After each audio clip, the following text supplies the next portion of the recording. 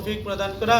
ইয়া আল্লাহ ইয়া ৰাব্বাল আলামিন, ইয়া আল্লাহ যিসকলে ইয়া আল্লাহ আমাৰ মাজত ইয়া আল্লাহ অশান্তিৰ পৰিৱেশ সৃষ্টি কৰি আছে, ইয়া আল্লাহ তেওঁলোকক তুমি দমন কৰা।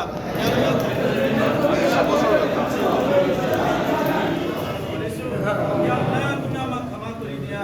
ইয়া আল্লাহ ইয়া আল্লাহ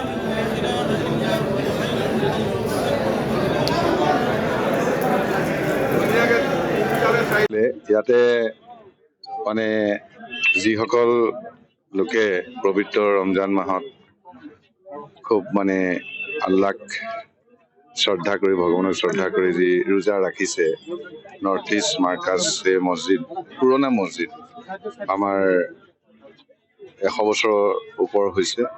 আৰু ইয়াতে আমাৰ ইছলাম ধৰ্মৰ যিসকল লোক থাকে, মোটামুটি প্ৰায় মানুহে ইয়াত আহিছে বা গৈছে আৰু এই মছজিদ পৰিচিত সকলোৱে।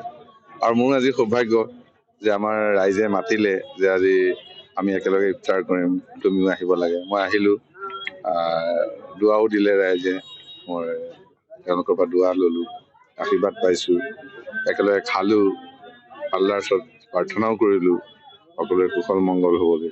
আৰু প্ৰাৰ্থনাবিলাক ইমান সুন্দৰ, ইমান স্পষ্ট, মানে বিশ্ব শান্তিৰ কাৰণে প্ৰাৰ্থনা কৰে, দেশৰ শান্তিৰ কাৰণে প্ৰাৰ্থনা কৰে, দহৰ শান্তিৰ কাৰণে প্ৰাৰ্থনা কৰে, আৰু সকলো জাতি জনগোষ্ঠী সকলো ধৰ্মৰ মংগলটো প্ৰাৰ্থনা কৰে।